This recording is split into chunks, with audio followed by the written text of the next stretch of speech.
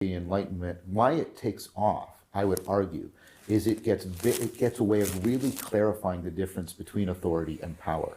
And this is one of the things, so you've got Kant, right? And then I want to correct it with Hegel, but Kant is basically saying, no, authority is when I recognize you as being able to say something that I want to correct it with Hegel, but Kant would argue is it gets a way of really clarifying what he's saying, because one of the things that the Enlightenment, why it takes off, I would argue, is it gets a way of really clarifying the difference between authority and power. And this is one of the things, so you've got Kant, right? And then I want to correct it with Hegel, but Kant is basically saying, no, authority is when I recognize you as being able to say something that I will fundamentally be persuaded of as true. So I recognize that you are, this is the Kantian model. His language is dangerous, but just let me use it for now. Yeah. Right? I recognize you as a rational being, and therefore I should acknowledge that what you say, I should take it seriously and allow it to possibly persuade me.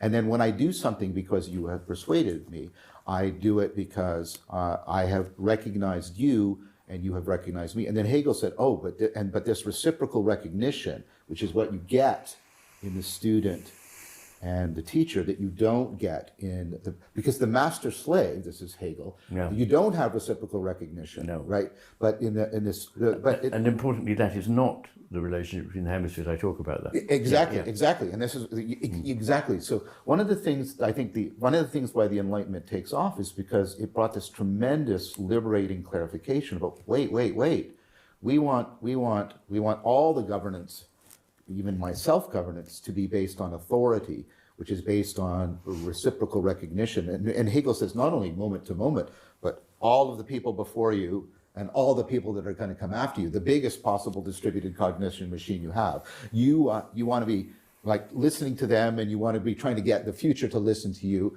and you get this tremendous model of authority. And I think that was tremendously liberating. Now, and then what I see happening is that some of the things that came along with that is how the right hemisphere started to cede power or not realize that power is getting ceded.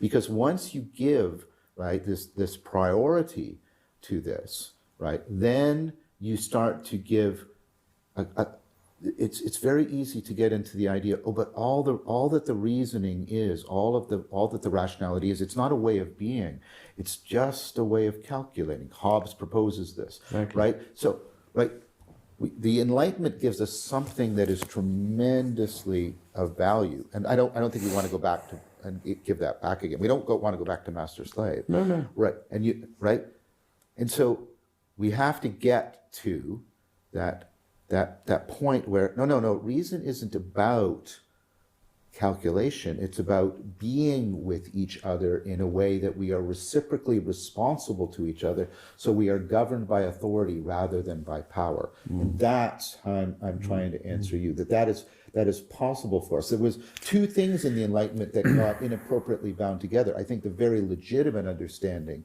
of the difference between authority and power, and then the illegitimate reduction of rationality not as a way of being with each other, but as a way of calculating each other's behavior. Which is, in my terms, the handing over of reason to mere rationality.